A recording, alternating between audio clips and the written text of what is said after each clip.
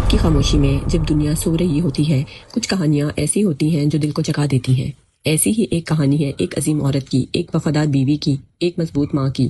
وہ خاتون جس نے مشکل ترین وقت میں سچ کا ساتھ دیا، وہ ہستی جس نے نبی کریم صلی اللہ علیہ وآلہ وسلم کے دکھوں کو اپنا دکھ سمجھا۔ جب پوری دنیا نے انکار کیا تو حضرت خدیجہ ہی تھیں جنہوں نے کہا میں آپ پر ایمان لاتی ہوں۔ جی ہاں، یہ کہانی ہے اسلام کی پہلی مومنہ، رسول اللہ صلی اللہ علیہ وآلہ وسلم کی پہلی ساتھی حضرت خدیجہ رضی اللہ تعالیٰ عنہا کی۔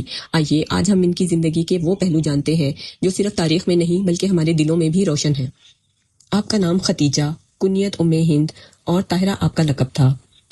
آپ کے والد خولید بن اسد بن عبدالعزیٰ بن قصہ پر پہنچ کر ان کا خاندان رسول اللہ صلی اللہ علیہ وآلہ وسلم کے خاندان سے مل جاتا ہے۔ آپ کی والدہ کا نام فاطمہ بنت زائدہ تھا اور لوئی بن غالب کے دوسرے بیٹے عامر کی اولاد میں سے تھیں۔ حضرت خدیجہ کے والد خولید اپنے قبیلے میں ایک بہت ہی معزز شخص مانے جاتے تھے۔ آپ ایک مشہور تاجر تھے۔ آپ کی بیوی کا نام فاطمہ تھا۔ آپ نے فاطمہ بنت زائدہ سے شادی کی جن سے عام الفیل سے 15 سال پہلے حضرت خدیجہ رضی اللہ تعالیٰ عنہا پیدا ہوئی۔ آپ کا نام خدیجہ، کنیت ام ہند اور لقب طاہرہ تھا۔ آپ کا سلسلہ نسب خدیجہ بن خولید بن اسد بن عبدالعزیٰ بن قصہ پر پہنچ کر ان کا خاندان رسول اللہ صلی اللہ علیہ وآلہ وسلم کے خاندان سے مل جاتا ہے۔ آپ کی والدہ کا نام فاطمہ بنت زائدہ تھا اور لوئی بن غالب کے دوسرے بیٹے عامر کی اولاد میں سے تھیں۔ آپ بھی قریش کے ایک معزز گھرانے سے تعلق رکھتی تھیں۔ حضرت خدیجہ کے والد اپنے قبیلے میں ایک نہایت معزز شخص اور ایک مالدار تاجر کے طور پر مشہور تھے۔ آپ نے فاطمہ بنت زائدہ سے شادی کی جن سے 556 میں حضرت خدیجہ پیدا ہوئیں۔ حضرت خدیجہ کے 3 بھائی عوام بن خولید، حزام بن خولید اور نوفل بن خولید تھے۔ آپ کی ایک بہن بھی تھی جن کا نام حالہ تھا۔ والد نے آپ کا نام خدیجہ رکھا۔ حضرت خدیجہ مکہ کے ایک مالدار بزنس مین گھرانے میں پروان چڑھتی رہیں۔ چونکہ آپ بے حد ذہین تھیں اس لیے آپ اپنے والد سے تجارتی ہنر سیکھتی رہیں۔ وقت گزرتا رہا، آپ نے جوانی کی دہلیز پر قدم رکھا۔ آپ کے والد خولید نے آپ کی شادی قریش کے ایک امیر گھرانے کے نوجوان ابو حالہ سے کر دی۔ پھر آپ کے گھر ایک بیٹا پیدا ہوا اور وہ کم سنی میں ہی فوت ہو گیا۔ اس کے بعد ابو حالہ بھی انتقال کر گئے۔ آپ کا دوسرا نکاح عتیق بن عائض مخزومی سے ہوا جس کے بعد وہ بھی فوت ہو گئے۔ اسی زمانے میں 590 میں حرب الفجار کی جنگ چھڑی جس میں حضرت خدیجہ کے والد خولید لڑائی کے لیے نکلے اور مارے گئے۔ یہ عام الفیل سے تقریباً 20 سال بعد کا واقعہ ہے۔ باپ اور شوہر کے مرنے کے بعد حضرت خدیجہ بہت پریشان ہوئیں اور گہرے غم میں چلی گئیں کیونکہ آپ کا ذریعہ معاش تجارت تھا جس کا اب کوئی نگران نہ تھا۔ حضرت خدیجہ پروفٹ شیئرنگ پر بزنس کرتی، وہ قابل بھروسہ انسان کو ہائر کر کے اپنا مال تجارت بھیجتی تھی۔ ایک مرتبہ مال کی روانگی کا وقت آیا تو حضرت محمد صلی اللہ علیہ وآلہ وسلم کے چچا نے آپ کو بولا کہ تم کو حضرت خدیجہ سے جا کر ملنا چاہیے، ان کا مال شام جائے گا، بہتر ہوتا کہ تم بھی ساتھ جاتے، میرے پاس روپیہ نہیں ہے ورنہ میں خود تمہارے لیے سرمایہ مہیا کرتا۔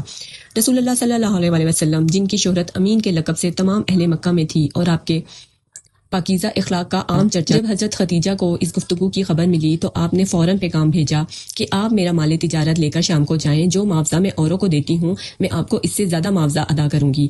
حضرت محمد صلی اللہ علیہ وسلم نے اس بات کو قبول فرما لیا اور مال تجارت لے کر حضرت خدیجہ کے غلام میسرہ کے ہمراہ بصرہ تشریف لے گئے۔ اس سال کا نفع گزشتہ تمام سالوں کے نفع سے بہت زیادہ ہوا۔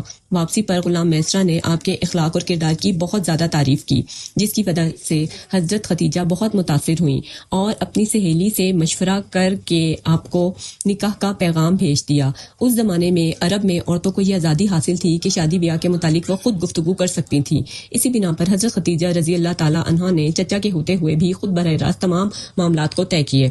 تاریخ پر حضرت محمد صلی اللہ علیہ وآلہ وسلم کے چچا اور تمام خاندان جس میں حضرت حمزہ بھی شامل تھے حضرت خدیجہ کے گھر آئے۔ حضرت خدیجہ کے گھر تمام بزرگ جمع تھے۔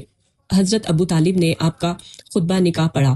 عمرو بن اسد کے مشورے سے 500 طلائی درہم مہر قرار پایا۔ اس وقت حضرت خدیجہ کی عمر 40 سال تھی اور حضرت محمد صلی اللہ علیہ وآلہ وسلم کی عمر 25 سال تھی۔ یہ نبوت سے 15 سال قبل کا واقعہ ہے۔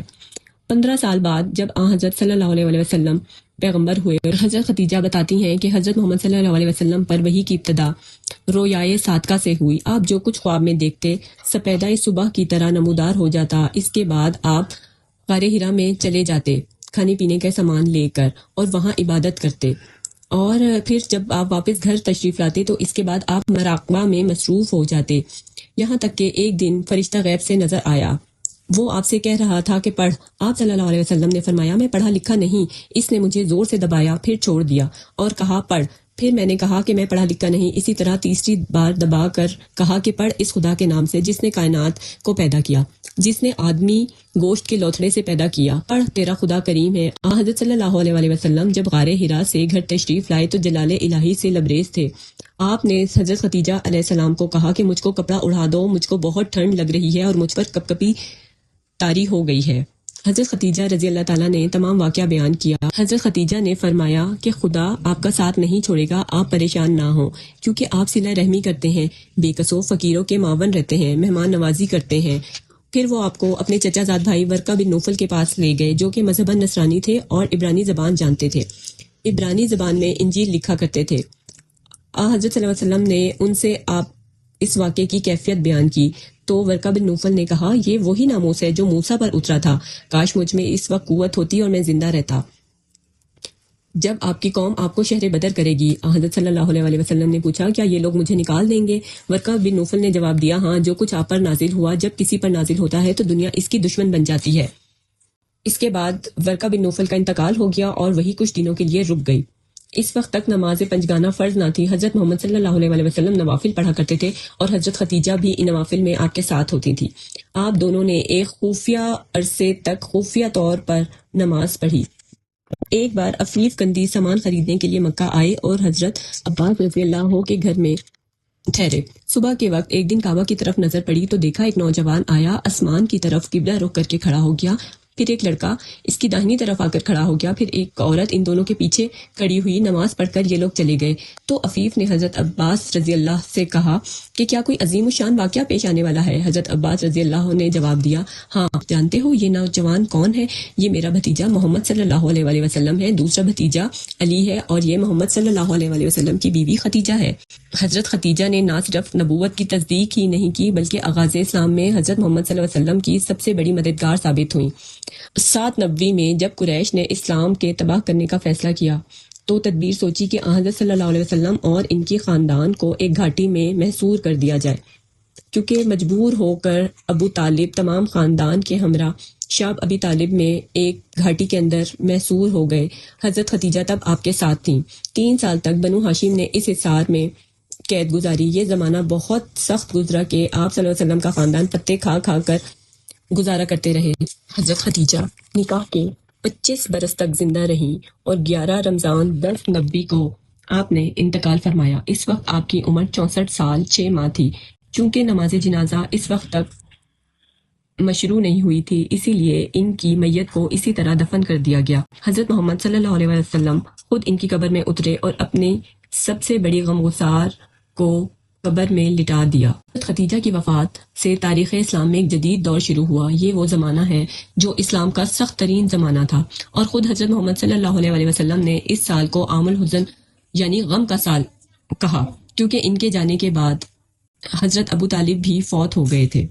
حضرت خدیجہ کی بہت سی اولاد ہوئیں۔ ابو حالہ سے جو ان کے پہلے شوہر تھے 2 لڑکے پیدا ہوئے جن کا نام حالہ اور ہند تھا۔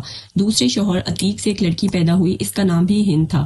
اور حضرت محمد صلی اللہ علیہ وسلم سے آپ کے 2 بیٹے پیدا ہوئے جو کہ بچپن میں ہی انتقال کر گئے۔ ان کے نام حضرت قاسم سب سے بڑے بیٹے تھے۔ انہی کے نام پر حضرت محمد صلی اللہ علیہ وسلم کو ابو القاسم کہا جاتا تھا۔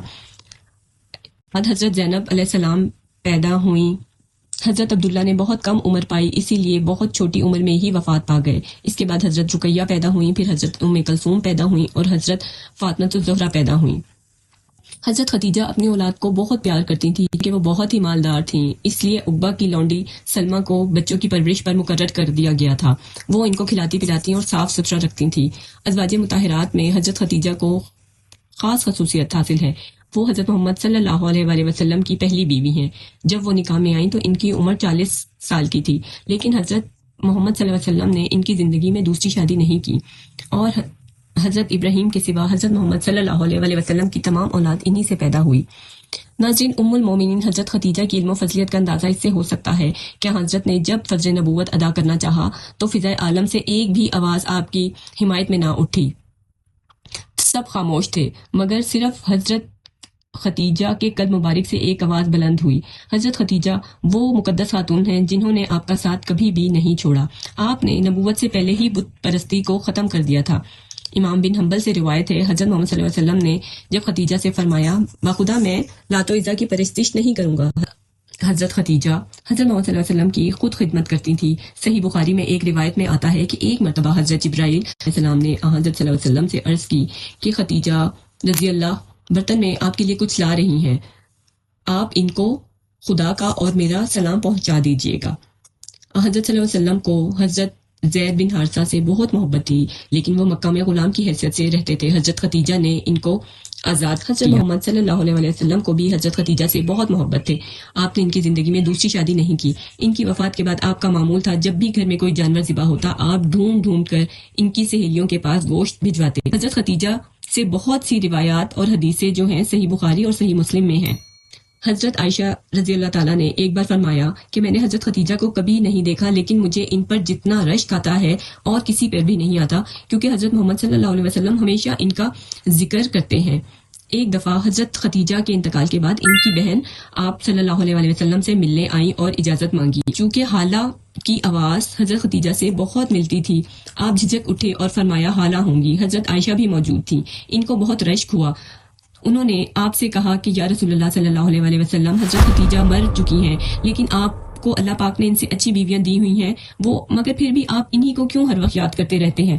اس کے جواب میں حضرت محمد صلی اللہ علیہ وسلم نے فرمایا، حضرت خدیجہ میری سچی غمخوار تھی۔ جب لوگوں نے میری تکذیب کی تو انہوں نے میری تصدیق کی، جب لوگ کافر تھے تو وہ اسلام لائیں، انہوں نے میری مدد کی اور میری اولاد انہی سے ہوئی۔ حضرت خدیجہ رضی اللہ تعالی عنہا ہمیں سکھاتی ہیں کہ سچ کا ساتھ دینا، سچ کا ساتھ کبھی نہ چھوڑنا، مشکل وقت میں اپنے لوگوں کا سہارا بننا، وفاداری ہی سب سے بڑی طاقت ہے اور ایک عورت بھی تاریخ بدل سکتی ہے۔